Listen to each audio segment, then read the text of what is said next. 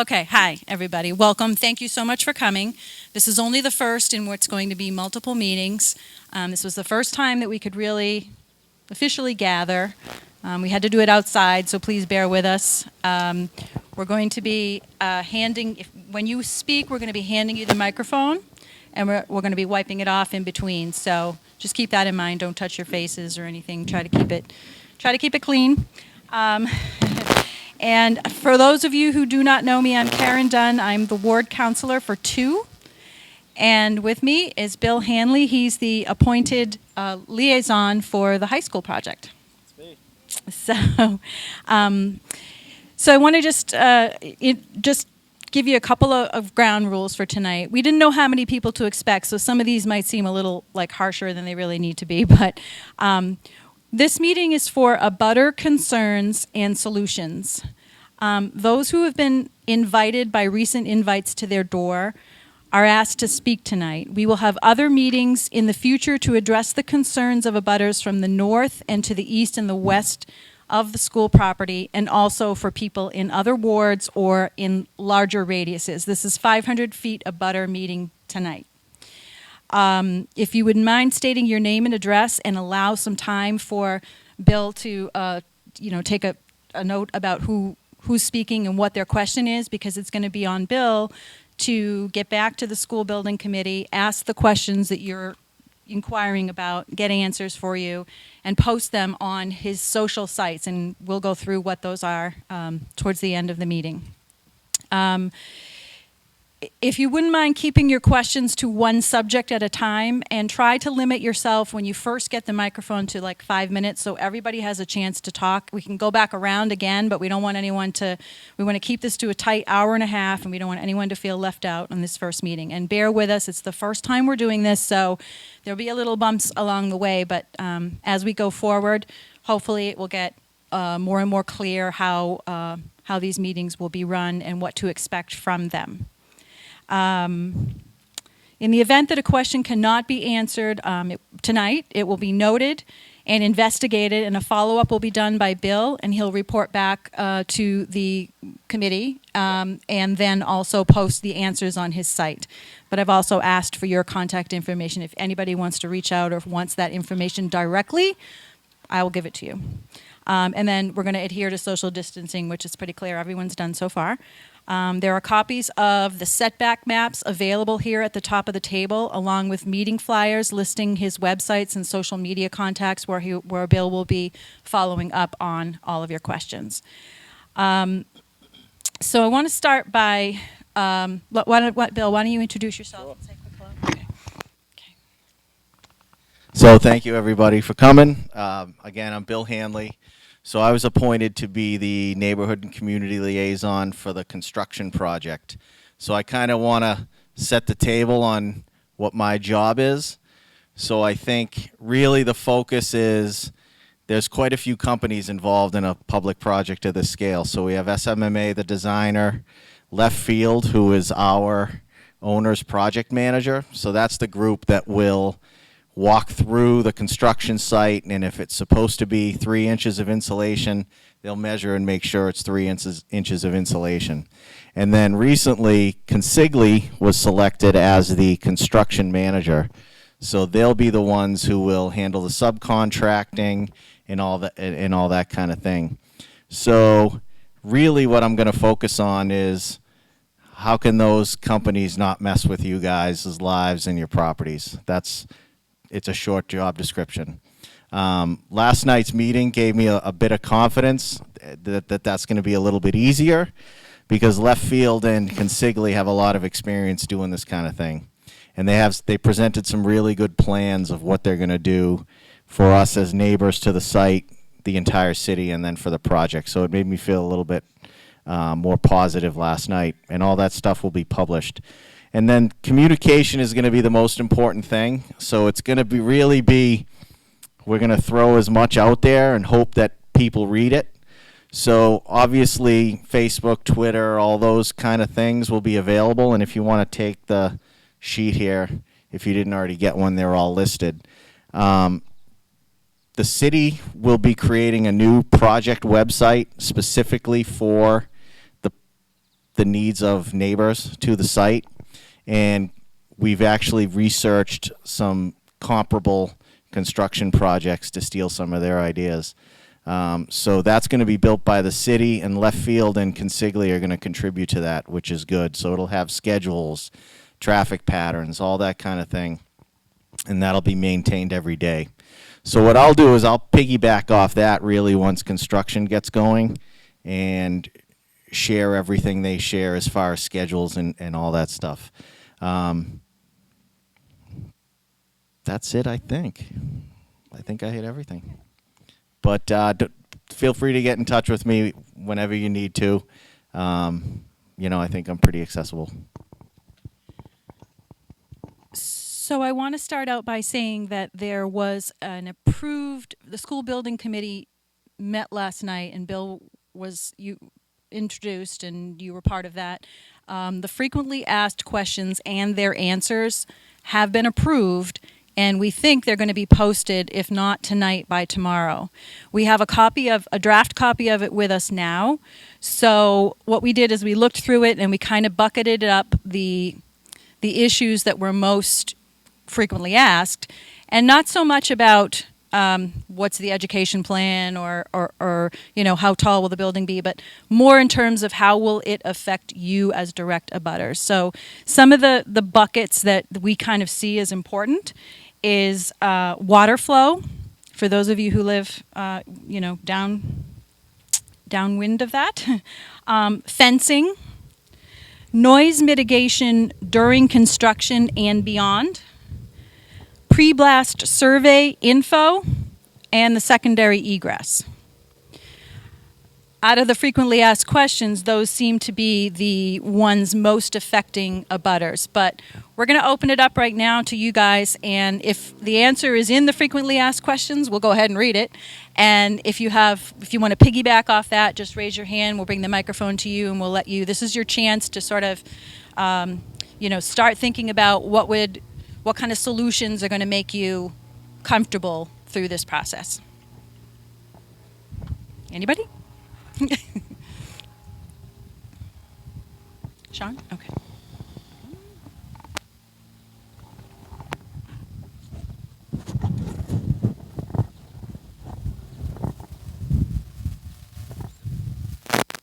Hello, is that on? Shawn Tully, 85 Lincoln Street. I have many questions. First question is, when are the initial questions going to be addressed? But as a direct abutter, with the school being so close in proximity to my house, now I've got an access road that's going to be used as possibly a secondary means of egress. I see all kinds of issues with this, and I'd like somebody to talk about the issues with the construction process, the water flow, as you mentioned, the rodentia. I mean, these are all issues that I think need to be addressed. But, hopefully during this meeting we'll get some of these questions answered. But, as an abutter so close and having a road that is, we're talking about creating that as an access road, those are my concerns.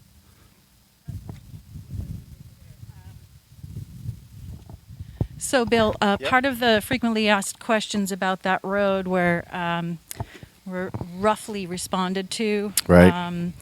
And I'm wondering if there's any other updates since then.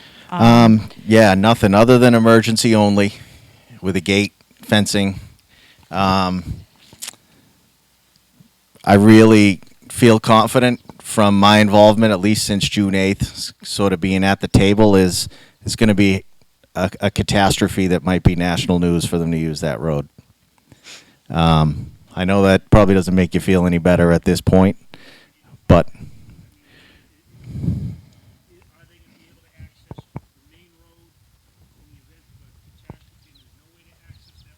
Yep.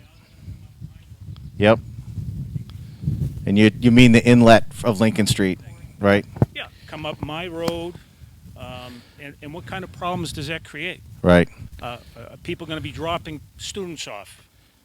People going to be cutting through the yard. Right. Yeah, I mean, legit concerns, no question. There will be a fence of the whole southern border of the property. Yeah. and then that gate at the end of that street will be accessible only to the fire department. And how tall is the fence going to be? I believe 6 feet, but let me confirm. Is it, yeah. Yeah, I mean, 6 feet, yeah. I mean, you're talking about. That was 2. Yep, possibility of now Sure. we've got kids cutting through the yards. Right. They're not going to walk from Lincoln Street or Curve Street all the way to around Lexington Street to go up the main access. I mean, obviously, I was a kid. We were all kids. You're going to cut through. You're going to find a shortcut. Sure. And I think that presents a problem. Yeah, no, give me a sec to note that down. Thank you.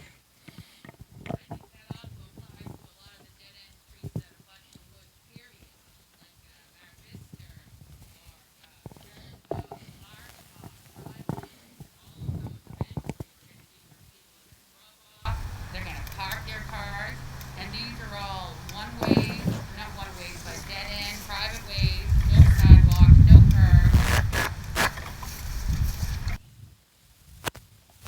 Yes, thank you. Let me just note those down.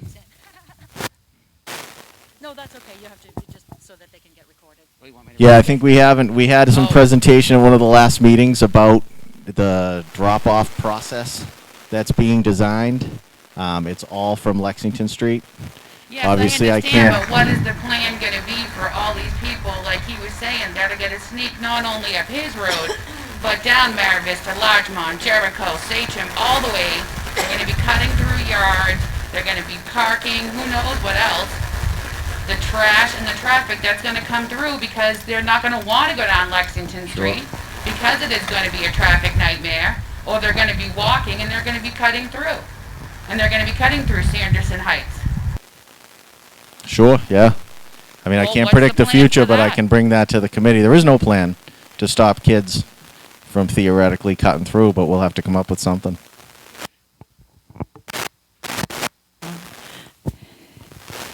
I just want to read the answer to, will construction work be done on the Lincoln Street extension? The street is not being proposed to be dug up. The city is reviewing options for repaving the road. Need to respond to the public way portion. The answer comes from the city, not the SBC. The city has a water sewer drainage easement at 95 to 85 Lincoln Street, which can be viewed at the City of Waltham's assessor's office, and no eminent domain is expected. The grade of the street will remain the same. But that does not answer the question of fencing. Absolutely not. So we will review. Tom Thibaut, 10 Glen Circle. My question is the continuation of the water problem that you had mentioned. Right now, we have an awful water problem as it is on Glen Circle, and Glen Circle basically is just like a trail. It's not even a road there anymore. It's all dug up and beat up, which I've been trying to fight to get that done for the last 5 years with no success. So, with this construction, is it going to make it worse? With the blasting of the ledge, is it going to make it worse? Do they have any plans on repaving those private ways?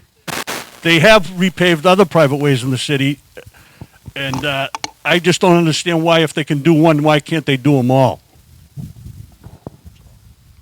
Yeah, I'll take down the note about the private ways. I haven't heard anything about any paving outside of the project, but there will be a water runoff plan, not only through the entire construction phase, but then for when it's completed. So there's certain legal requirements to keep all the water on the property. So that's what we're seeing in the design documents that are being produced. And it's also in the FAQ document, a pretty big section about, a lot of architectural and construction terminology, but I think it lays out, there's a few acronyms in there. Okay. Stormwater, runoff mitigation plan, something to that effect. But yeah, it's in all the design and plans to deal with water pretty extensively. Okay, I'm going to just generally read those answers just so you have them tonight. The project will comply with applicable Mass DEP stormwater management standards for quality and treatment and will not exceed pre-development discharge rates for the design storms. During the construction period, a stormwater pollution prevention plan will be implemented and maintained throughout construction to monitor and modify temporary control measures as required. So what I'm taking from this is that what problems were had before are expected to be addressed in this design so that they don't happen again or anymore. I'd like to think that's the case, but that's the hope here.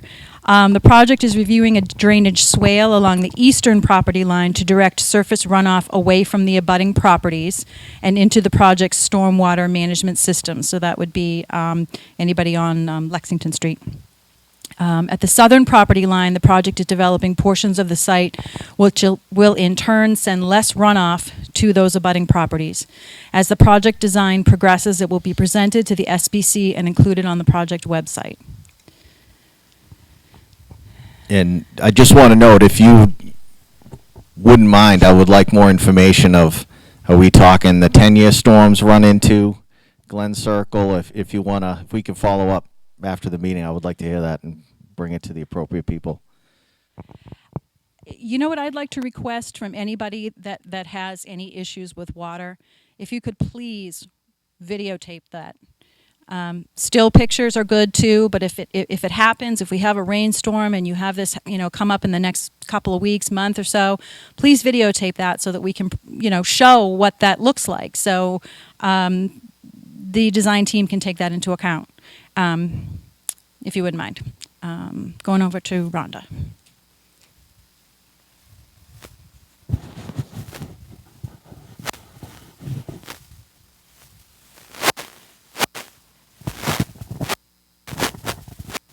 Hi, I just have two more questions, I think.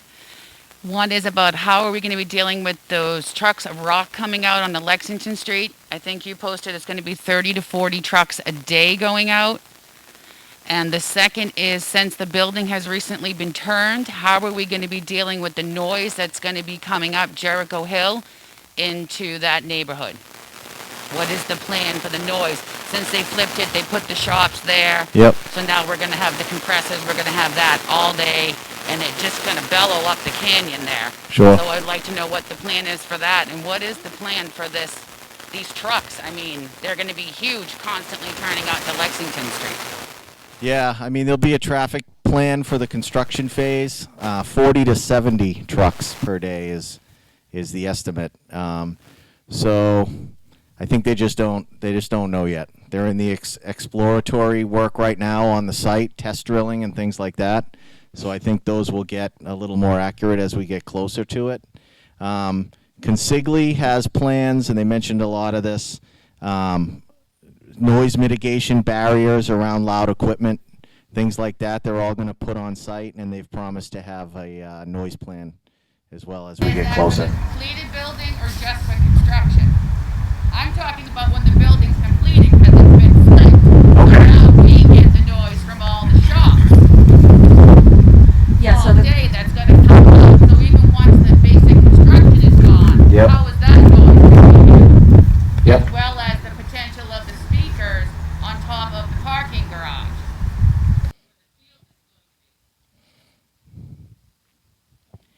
Thank you. Bill, I want to mention something. I don't know if this is something we can consider, and maybe we can ask, the school building committee. Yep. Could we post a police directing traffic at the main entrance to Lexington, main entrance on Lexington to the school property during construction to help assist with the Sure. trucks going in and out? That might help a little. Yep, I know that they've requested a temporary light, but I'll find out about, the Okay. police detail plans.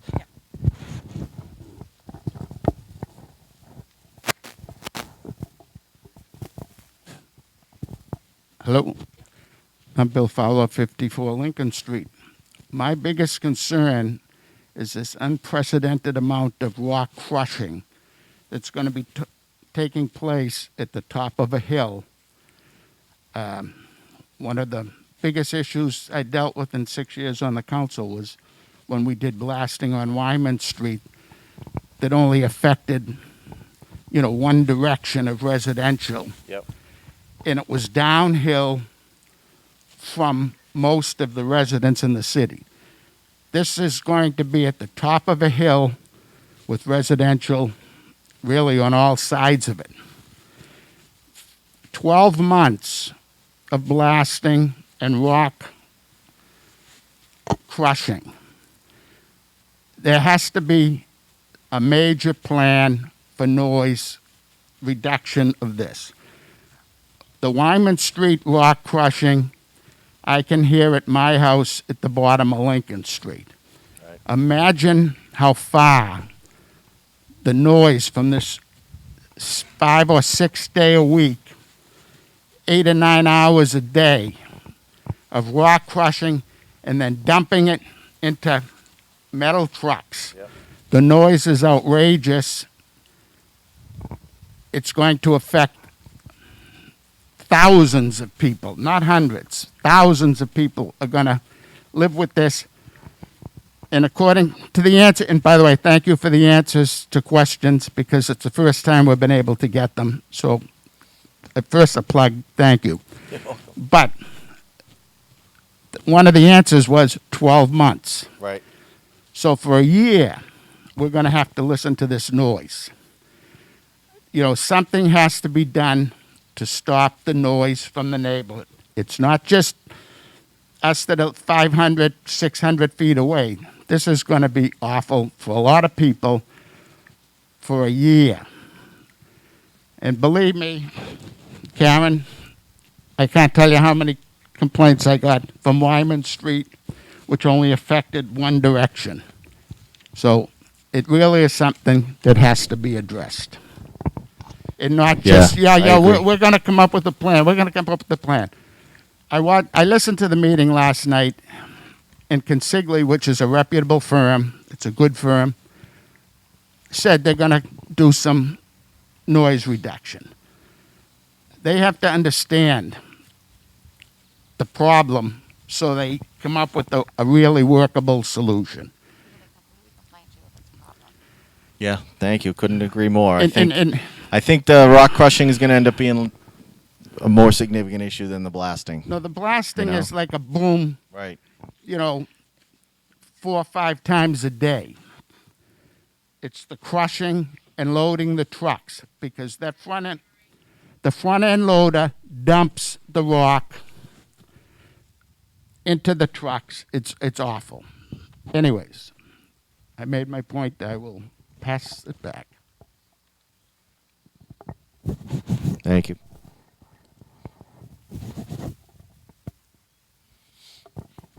Hi, everybody. My name is David Brauntes. I live at 55 Glen Circle in Waltham. The question I have, and I'll follow what Mr. Fowler had indicated about the noise, but when we talk about blasting, we're talking about potential damages to homes in that area or close to that blasting zone. The house that I live in was built in 1906. It has a fieldstone foundation. We know that, in lots of blasting and lots of damage to property, blasting and sound and vibration and all that, that is a concern for us. I think it's a concern for the abutters on Glen Circle, where you have the field construction, also field there as well. Couple of questions that come from that. One is, what hours of operation is that blasting going to happen? Is it going to happen on a weekend? Is it going to happen during the week? What time is it going to start? What time is it going to end? And is there any respite there? How do we put claims in if there's damage to the homes in the area, and what does that look like? And then additionally, I would like to see the field be moved, the offsets of the field be moved further back from the properties at Glen Circle, and see if the offsets can be longer, bigger than 40 feet from abutting property. Thank you. Yeah, so I think we're expecting a blast plan, which will have the kind of hours, days of the week, all those kind of things. It's pretty heavily regulated, state and federally, so all that stuff really guides the blasting subcontractor. So when that stuff comes, we'll have. Need more? I might as well just pass them out. All right. There's not that many people. We'll have more information about that, Yep. and it'll be broadcast appropriately. As far as we don't know who the blasting subcontractor will be yet. I'm told there's not that many of them, but I have no idea who it's going to be, and I don't know that Consigli does yet either. But as far as claims and things like that, so I'll owe you an answer on the blasting schedule, days of the week. I did ask a question last night. They're planning to work Monday through Friday. Saturdays only by exception, and they're not allowed to work on Sundays. So I thought that was positive. I expected them to say, Monday through Saturday, 7 a.m. to 7 p.m., but it sounds like they're a bit more realistic. So the blasting company, a lot of the responsibility is on them because of the state laws they have to follow.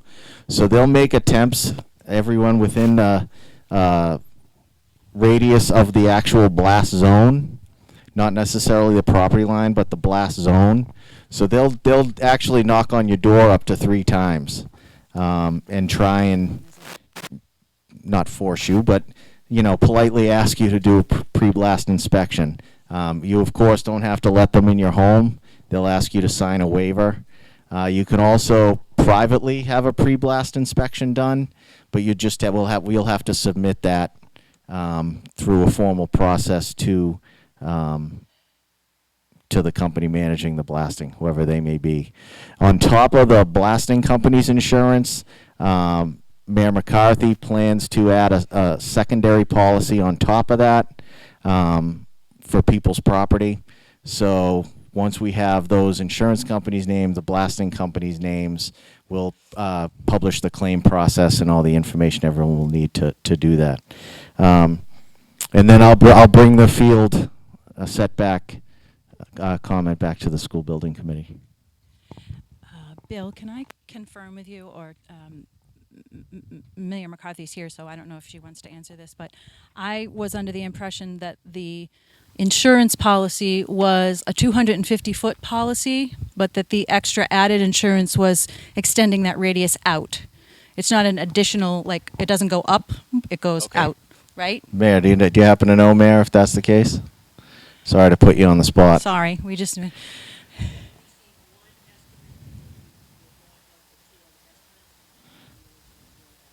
Okay. Okay. So one estimate in, waiting on for a couple others.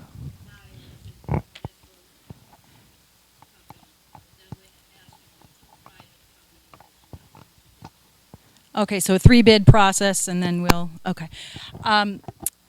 Another thing to keep in mind, and Bill, this is something that will probably have to be addressed, which is we invited everybody that was 500 feet from the property line.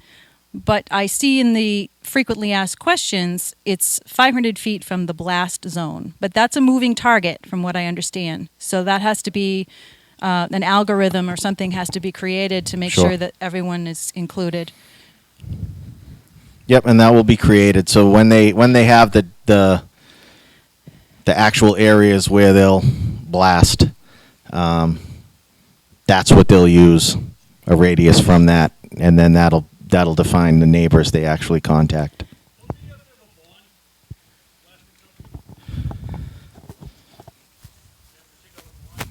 I don't know. I'll have to find that out. I'm not familiar. Yes, the mayor's nodding her head. A couple others are too. Yeah, okay. I'll repeat the question. I was just wondering, I thought that the blasting company had to take out a bond. Thank you. We will research that for you. Let me wipe it off.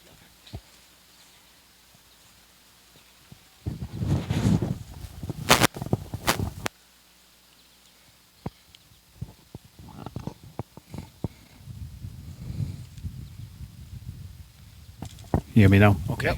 So, getting back, if I could, regarding the access road. Yep. Caren, I think you said it is not by eminent domain.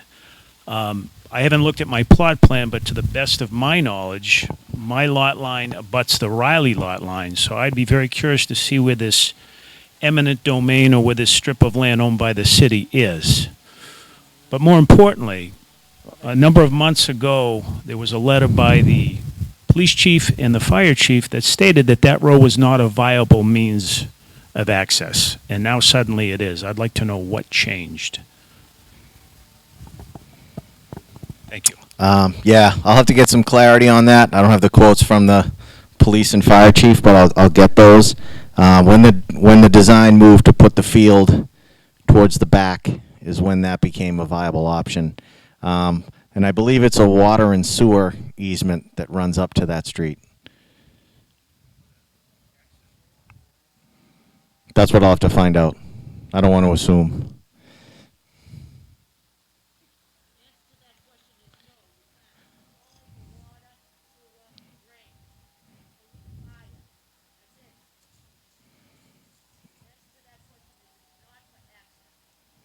So not for access, water, sewer, fire, rain.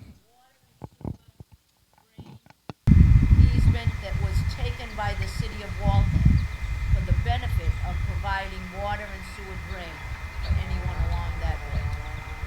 So it's not meant for access except for the fire to get to the water. Okay?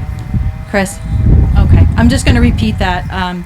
Mayor McCarthy mentioned that it's not for any access except for the fire department to get to water if they need to put out a fire at the school.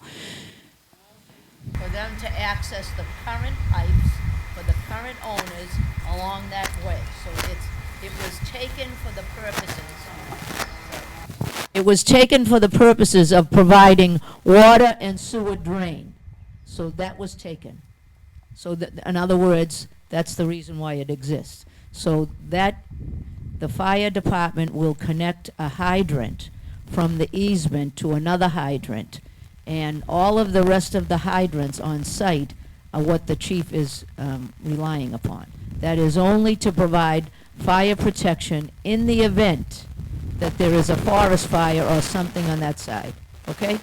It's not meant as an access right.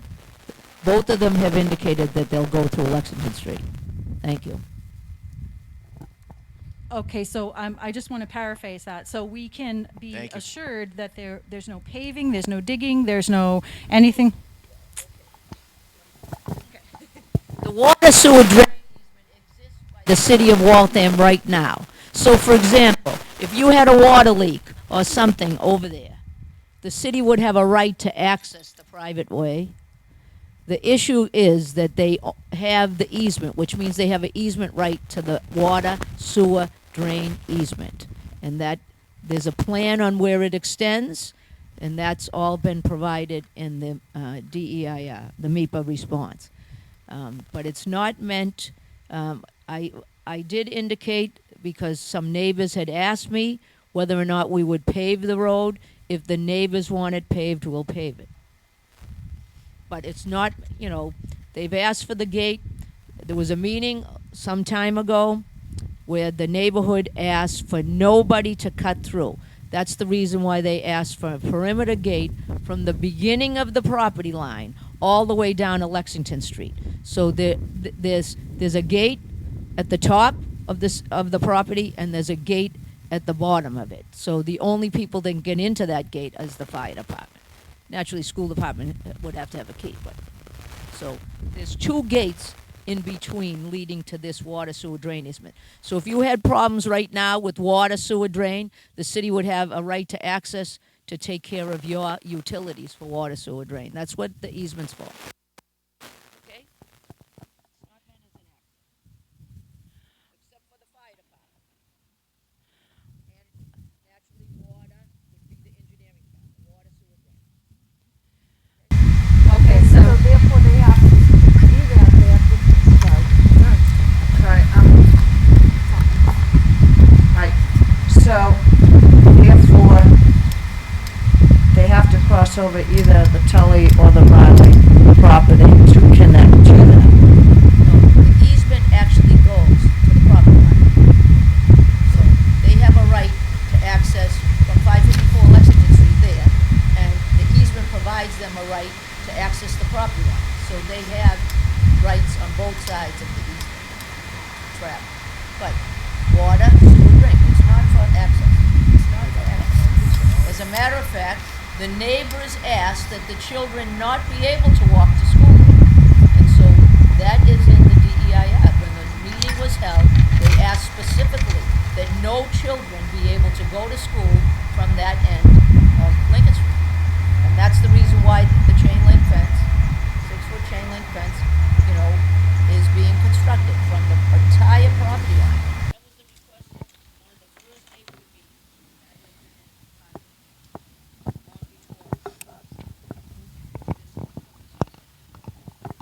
Okay, so if I may just repeat or try to put it into bullet points here.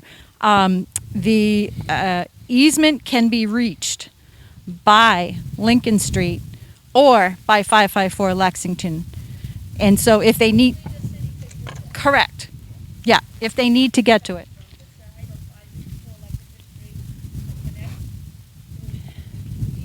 Yep. Okay, so if there is a fire and water is needed for the fire on that side of the school or anywhere on the school property and they need to get to it, the fire department and the city have access to up Lincoln Street extension to get to that source, or from 554 Lexington to get to that source. But there's no paving, there's no plan for, unless they want it. Okay.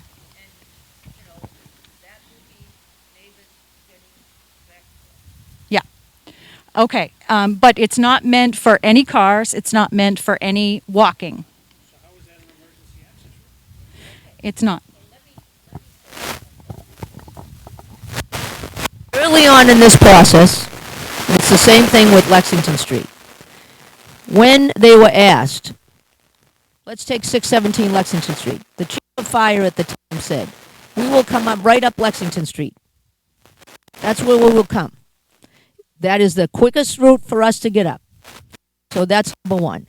The chief of fire have said that consistently, long way back to Chief Steed, when this property was being developed.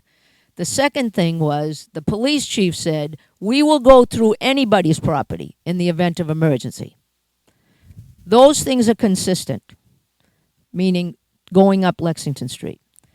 What has happened is the hydrants that are being developed as part of the project for the high school at 554 Lexington Street will take care of the suppression on site.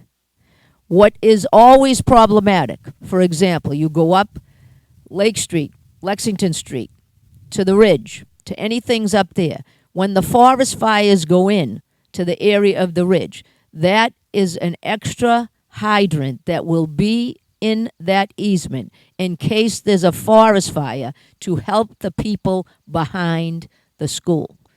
But they will primarily use all of, if you look at the actual plans where the hydrants are located, the chief of fire has indicated, Mayor, that's sufficient. This will help us with the back. So, in other words, an engine could come so that if a forest fire goes, this is designed to help the neighbors, not anything else. Okay? Thank you. It's not designed as a school route to walking. It's not. That was agreed to. The city solicitor was at the meeting. Lorraine Finnegan was at the meeting. The neighbors from Glen Circle were at the meeting. I apologize, take this off. The neighbors were at the meeting, and that's when the neighbors asked for that fence. And that is in our response to the DEIR. That is part of it. They don't want kids walking to school there, and, we're conforming with the wishes of the neighbor. Clarification, this will not be an emergency access road to get to the school. It's only for the fire chief or water. If you have, I'm sorry. The fire chief access, fire vehicle access, but it's a water and sewer drain easement. So if all of a sudden you have a water pipe break on your property, the water, sewer, and drain engineering department, which would be CPW engineering, could access that to repair the water or replace the water. And that has been done in the past already, and people are aware of that. So, that easement exists for a while now. Okay?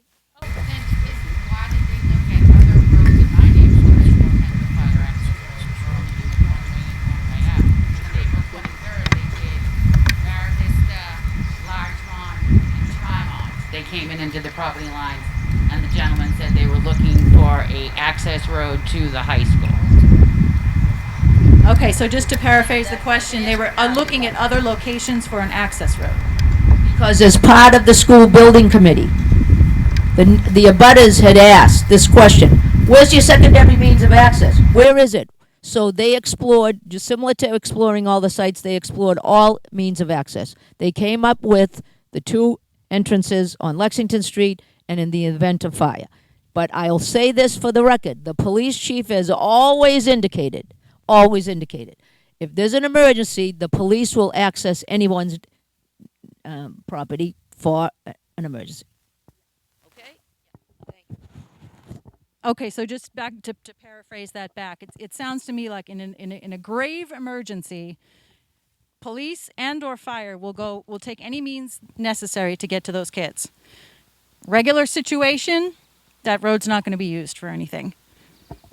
Okay. Oh, Yeah, sorry. just to clarify. I just want to say that there's a gate at the neighborhood end. There's a gate at the neighborhood end, and there's a gate at the other end. And there's a small passageway between those two to access that other hydrant. But there's a gate on the top and a gate down below. So someone would have to have both gates opened in order to access it. All right, that's what I was going to say. Thank you. Does that get closer to answering? Okay. All right. Thank you. So I have Corey. Are you looking to? Did you raise your hand? Oh, okay. Okay. Oh, sorry. First time around. No. It just gets kind of crackly. Orlando Medeiros, 509 Lexington Street. I have several questions. First of all, I want to mention the whole pre-blasting inspection. I highly recommend everyone here do your own research. Hire your own inspector. Do not, I repeat, do not follow any guidelines what the city is telling you. That's just my strongest opinion. I actually has started that process, and I highly recommend you guys do the same. Certainly do not allow any construction companies to inspect your homes, because they're just going to tell you what you want to hear. So getting back to my questions, there's evidence of earthworks performing work without any notice to neighbors and or direct abutters. I asked one of the workers if they had a permit to proceed on the property, but he couldn't answer me. Earthworks has also staked out an area on the property's wetland buffer zone. So my question is, what are their intentions around that buffer zone? Maybe to my knowledge, we're talking about the 4-week period where dig safe and test boring is going on right now. I assume that's what you're referring to? Yes. I mean, there's a notice intent or received an order of conditions to perform any work within the buffer zone. So that's my question, whether or not there's any such work to be performed in or around that buffer zone. Because from what I understand, and when I spoke to MIPA, that's hands off. And I will not hesitate to call MIPA in a second if we're violating those rules. So, Bill, just several questions to you. You keep talking about this committee. So I'm curious, this subcommittee. What committee do you mean? So these questions that you don't have answers to, you stated that you're going to bring it back to the committee. School so building that's my committee. question to you. School building what committee committee. is that? The school building committee? Is it? I don't know. I'm telling you it is. It is. Okay, so because I'm referring to the FAQ subcommittee. Yep. Yep. Okay. Because you stated that on your liaison website there. What's the question? So what I wanted to know is who's on the committee, who appointed them, what is their mandate, what are the scheduled meetings, where's the notices of posted meetings, what are these meetings, where are these meetings and when, and if they're virtual meetings, how do people tune in to listen to them? What are the agendas for the meetings and where are the meeting minutes? Because I forwarded these questions yesterday, not one of them was read, not one.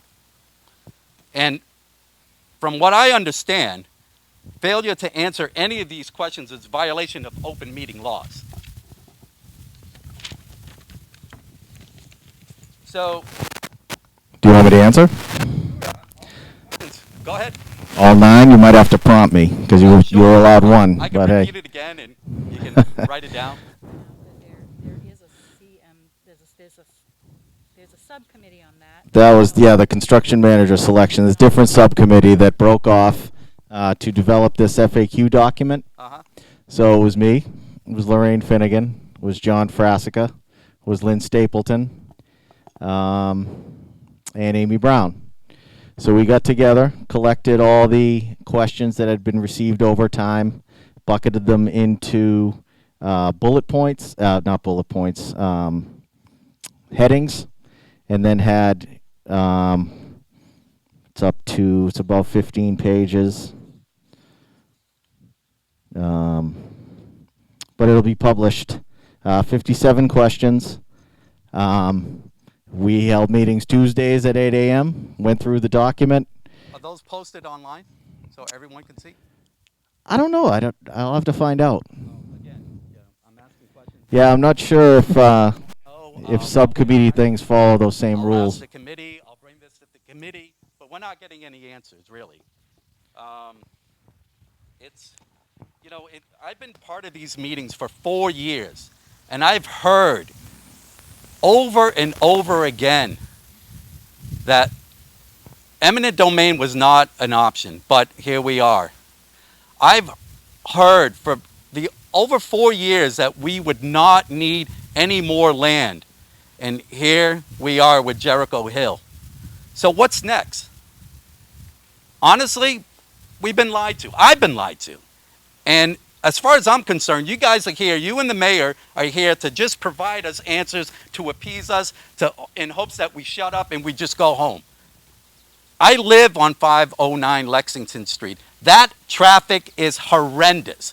The traffic commission reporter stated 100,000 vehicles pass through that. Now we're going to add 40 to 7 dump trucks. We're going to add more traffic, more backups beyond Jack's Way. Because if you're talking about putting in a temporary light, I mean, you don't need a PhD to figure this out. And with all due respect, in the beginning of the meeting, you said you were picked to lead this liaison community. Just curiosity, how many people were candidates to lead this community? Just you? I mean, who? I'm curious. Because as far as I'm concerned, there was no post whatsoever about a volunteer position. None. You were handpicked by the mayor.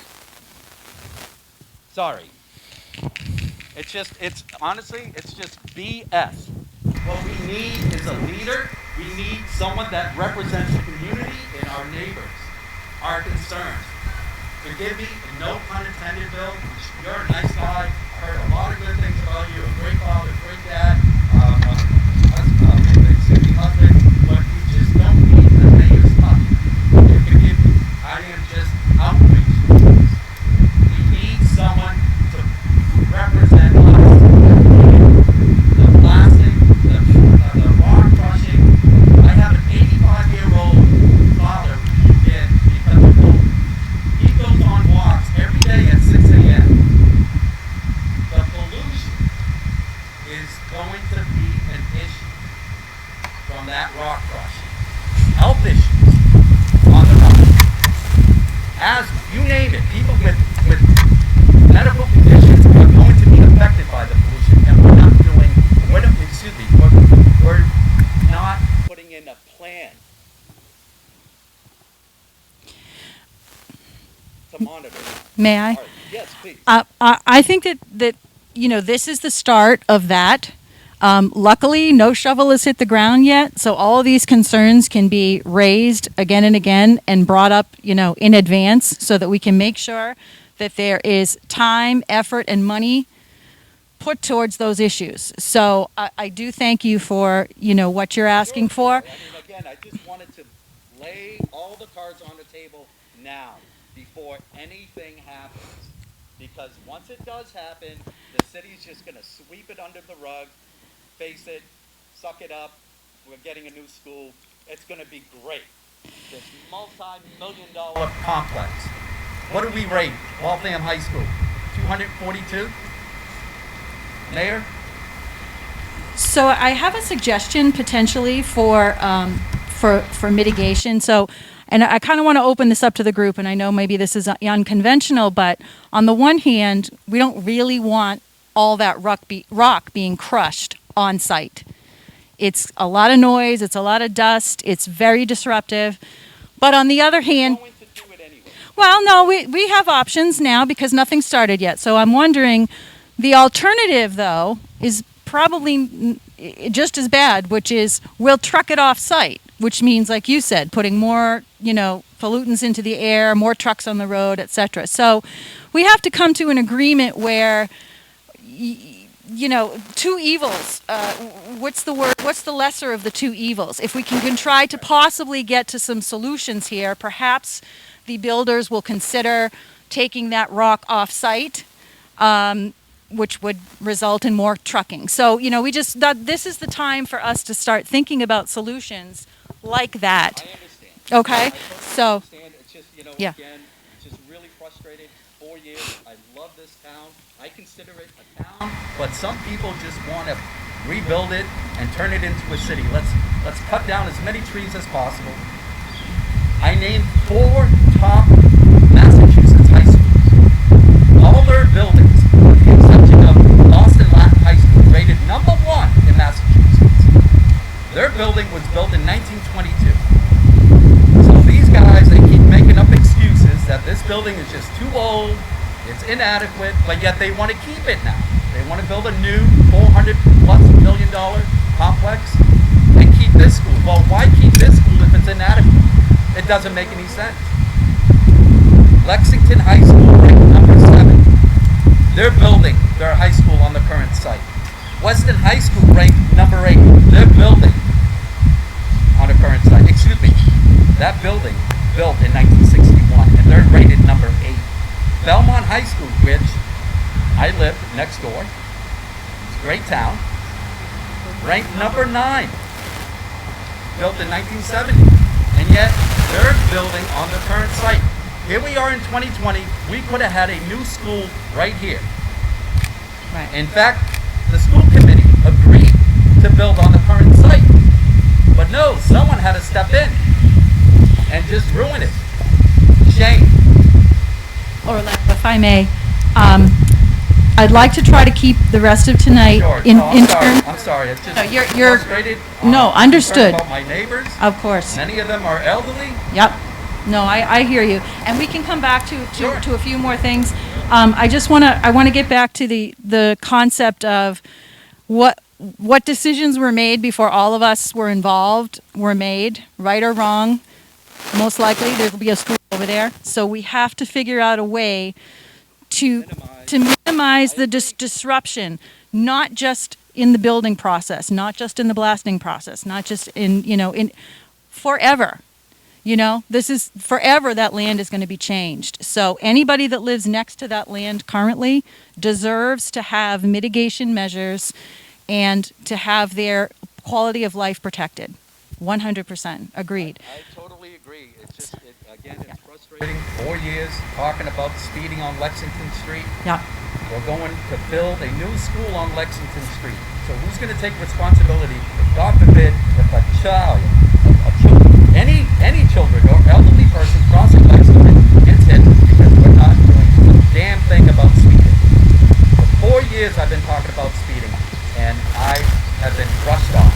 Well, let's Bill. I think we had a question up front here. Yeah, Bill, if you wouldn't, put that on your, hit list to double check about the speed limits on Lexington Street. And it's a thickly settled area. 30 what about miles per hour. crosswalks? But they're doing Currently, 50. maybe extra crosswalks possibly too. I've been advocating Okay. crosswalks. The nearest one is Jack's Way and Taunton Pond. Nothing in between. Right. My neighbors that live in Clark's Pond, most of them are elderly. I have to walk them across the street. For 4 years I asked for, and I even offered to pay for a crosswalk. I offered to pay a solar speed limit sign. Nope. Okay, duly shocked. noted, Orlando. Thank you so much. Sure. Really, I appreciate it. We all do. We appreciate it, and we're hearing it now, and we're going to make steps to keep everybody. I don't think I appreciate it. as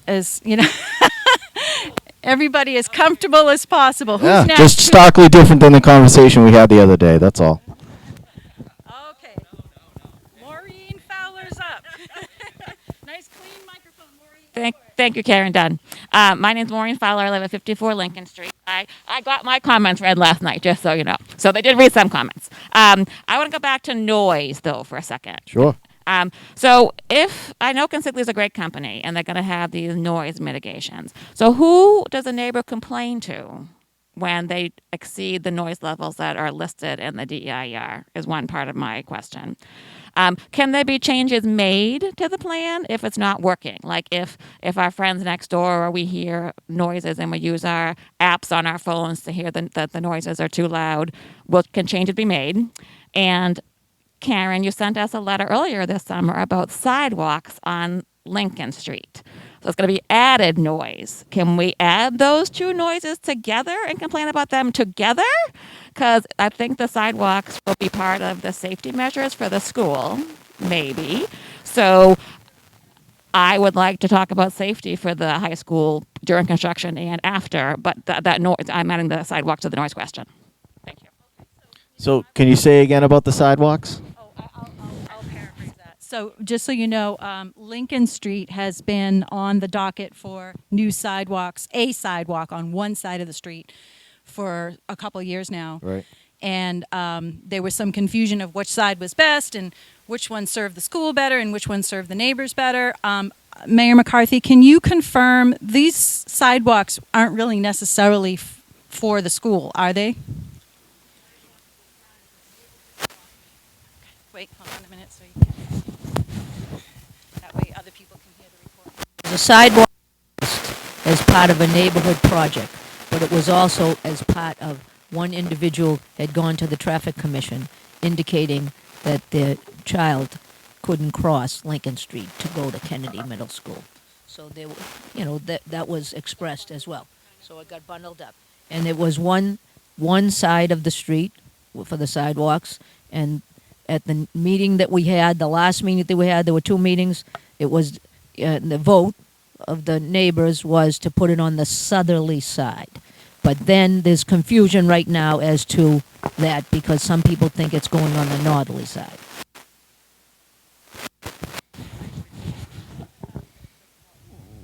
Well, I want to go back to your original question, which rather than say what happens if they exceed it, let's not exceed it.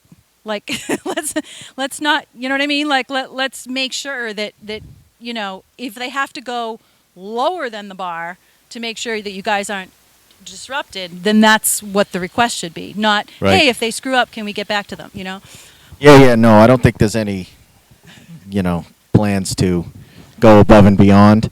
I know anything that they'll stay within the limits, and even things like variances may have to be acquired if they're not able to do that. They're going to set up, a hotline, and they're going to have ways to do that. They're going to have webcams at the site that you can look. Rachel Whittemore, who I've spoken to, will be the project manager from Consigli. She seems very good. She did mention specifically your comment about changing gears if a plan isn't working. So I know they're open to that. What I don't know is I don't even think they know what noise mitigation measures they're going to have. They've spent some time at the site, but They've mentioned once their trailers are there and they have staff full-time and the site's secured, that they'll be able to provide more of those answers. No, shout it out.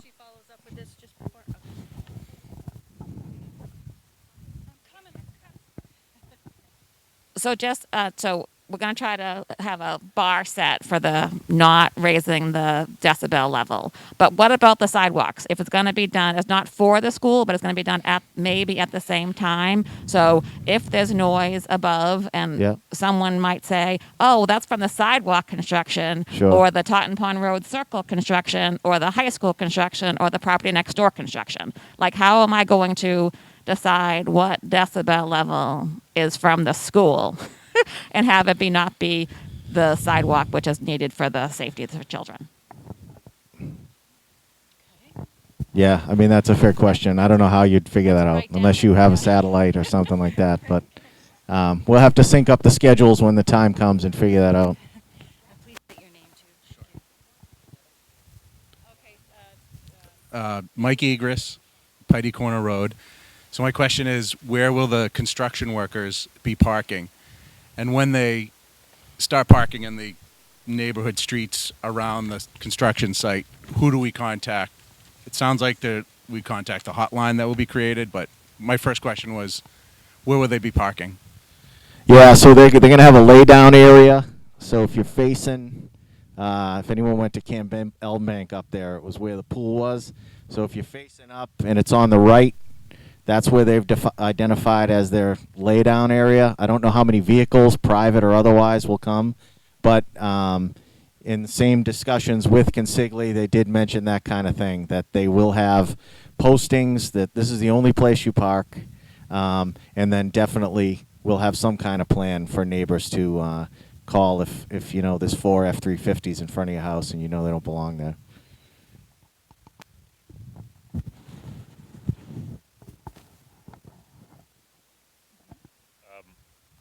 One more question.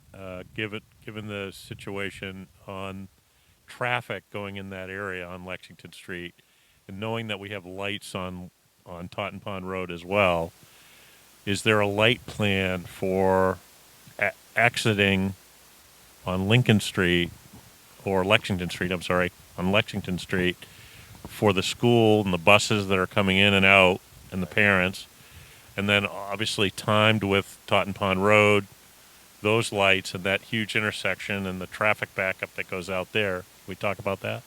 Yeah, absolutely. And the plan isn't written yet, but the traffic engineer that will be working at as part of the construction project has already made plans to connect with Mike Garvin in the city and make sure that even all the way down to the Lake Street intersection through to the Piety Corner intersection are all synced up throughout the day, and they'll have a plan for when school's in, school's out, when folks are coming to work at the site, when they're leaving. So yeah, all that will be published when it's developed. Hi, Patty Roach, 55 Glen Circle. With the school having a fence all around it, I know people have talked about not wanting kids to go through their yards and stuff, which I wholeheartedly agree with.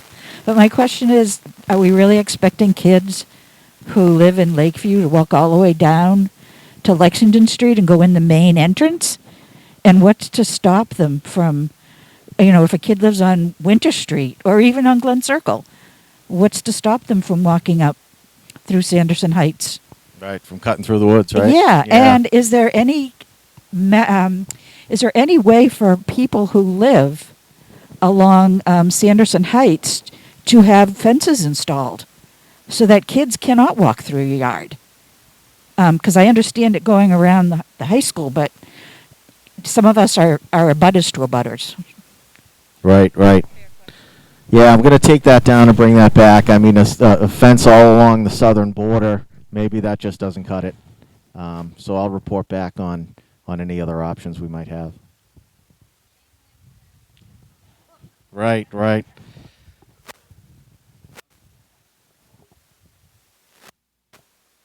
Toby Egers, Piety Corner Road. Again, on the traffic, if there's any plan for the exiting of Curve Street onto Lexington and Clark's Pond, I know going to traffic to the high school every day, Yep. trying to get out on Lexington Street at that 7 o'clock time is brutal. Yeah, no, thank you. I'll add that to the traffic plan inquiries. Again, it's so early in the process that those plans just haven't been written yet, but they're coming very soon. Would it be reasonable to try out a traffic cop? Would that help? Is it because of people not letting you through, or? Yeah. Curve Street to Lexington Street, and it can take me 10 minutes to pull out in the morning to turn left. Yeah, and that has come up from other people too. Yeah. From So that maybe we curved need to street, look taking a left on into- Lexington. I mean, another light might be like, light, but maybe during peak rush hour, we could assign, a traffic cop to help mitigate that. I don't know. That's just out of the box thinking. It costs money and it costs, Like,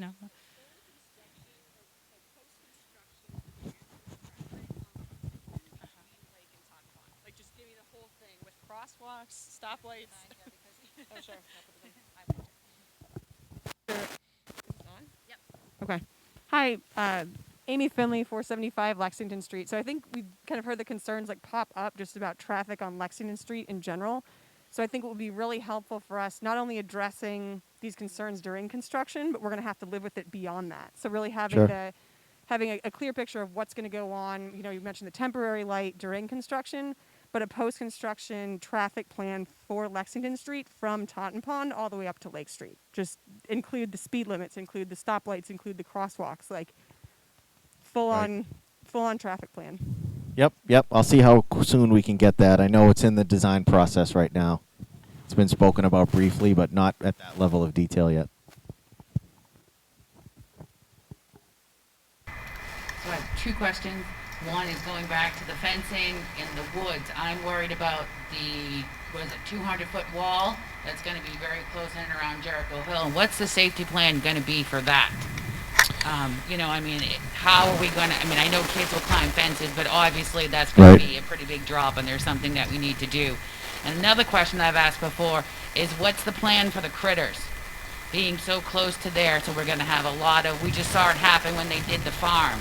So we have animals that are now looking for new homes, and since we're taking their homes, and I don't necessarily want them all living in my yard, I can take a few, but I can't take them all. Sure. Yeah, that's a really good question. Mitigation for that. And Yeah, plan for rodents and stuff is there already, but I'll get some of the rest. As far as the fencing, it's expected to be between 100 and 115 feet, the wall, and there'll be a fence at the top, fence at the bottom.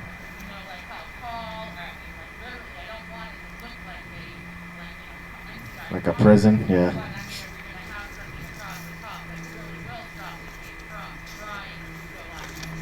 Yep.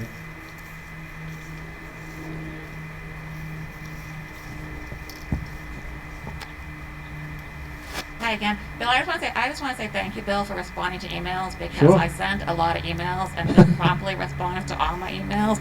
But on a side note, the mayor does not. So I'm just putting that on the record. I sent lots of emails to the mayor and she does not respond to my emails. But I thank Bill Hanley, who is the appointed liaison. So I really appreciate you for responding to the emails. Thank you. Sure.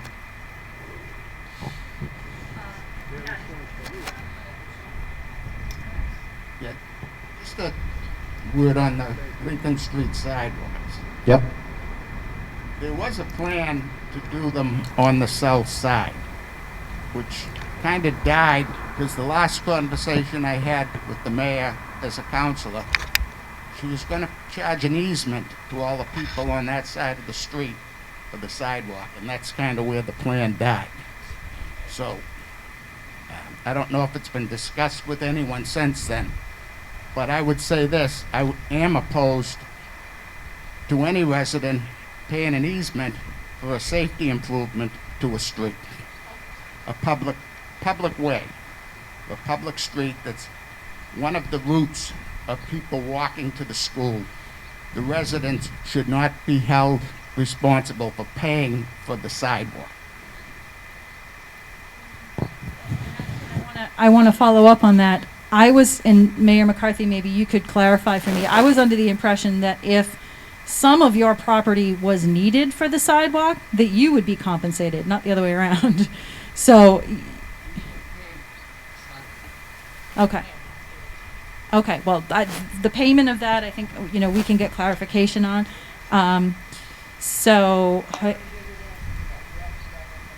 No, I did ask you that. You said there currently is no plans to charge anybody for the street. However, the question that I haven't gotten an answer on, and not that I've asked you this. I have not put in a plan. Right. Any easements. For what we were going to do is, because there's a difference in the width of Lincoln Street, they were going to modify Lincoln Street in order to put them on one side. So the designer came in with all kinds of things. He came in with both sides, one side, the other side. So that was the issue, in fairness.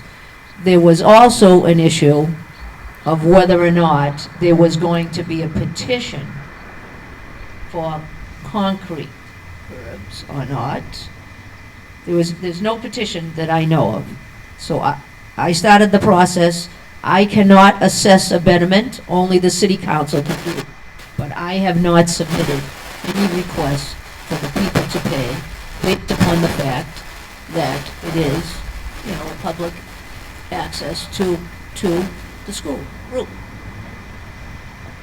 So it sounds like betterment's not going to happen. However, there is one question that a neighbor did bring up to me, and forgive me if it's just slightly off topic, but if the sidewalk ends up on your side of the street, now you're responsible for shoveling that sidewalk in the winter.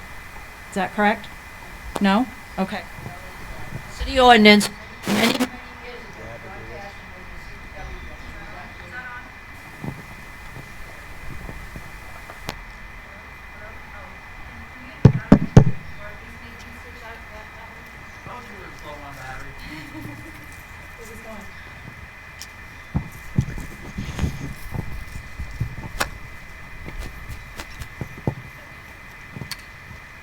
years ago, John Tashton, who was the DPW director, he had put in an ordinance to have shoveling of the sidewalks for more than what the city ordinance provides now. The only thing that the city ordinance provides is portions of Main and Moody Street, you have to shovel your sidewalks. Everybody else in the city does not have to shovel your sidewalks.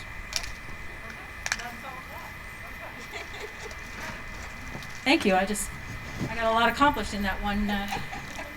Thanks, Maureen. Hi, Patty Roach again, 55 Glen Circle.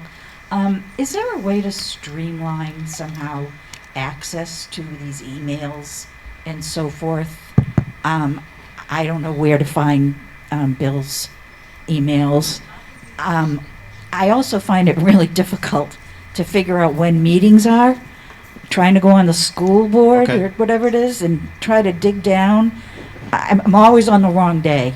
Or the wrong site, yeah. So if there's any, and somebody said something earlier about there being something on file at the assessor's office, but we can't go into the assessor's office. At least when I tried to go in a couple of weeks ago, I was told no.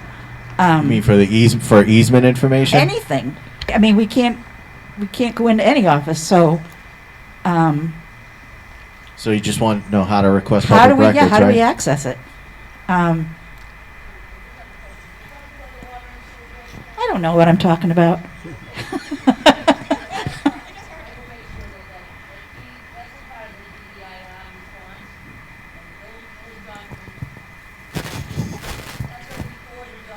The Registry of Deeds, but the assessor's office has a copy of it.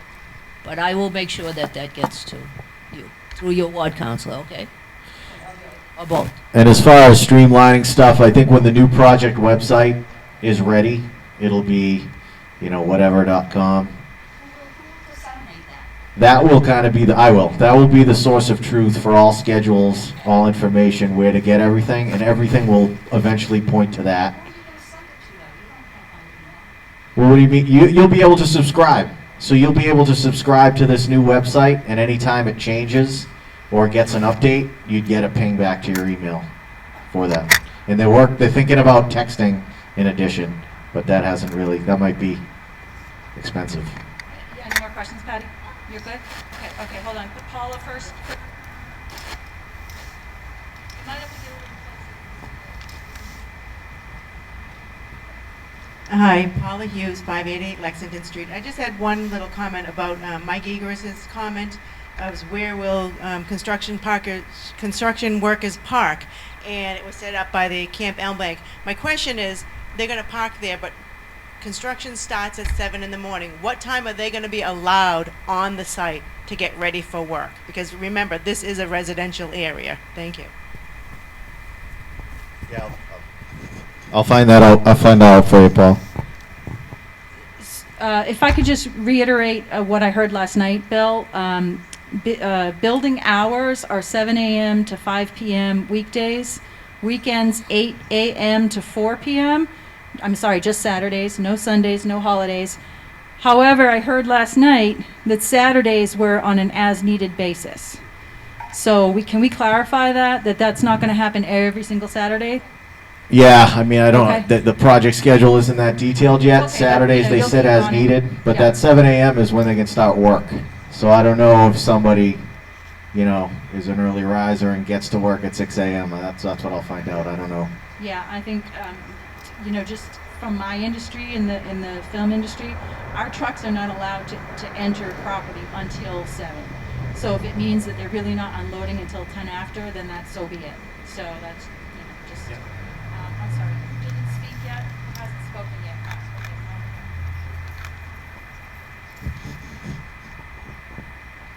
Mike Donovan, 4 Piety Corner Road.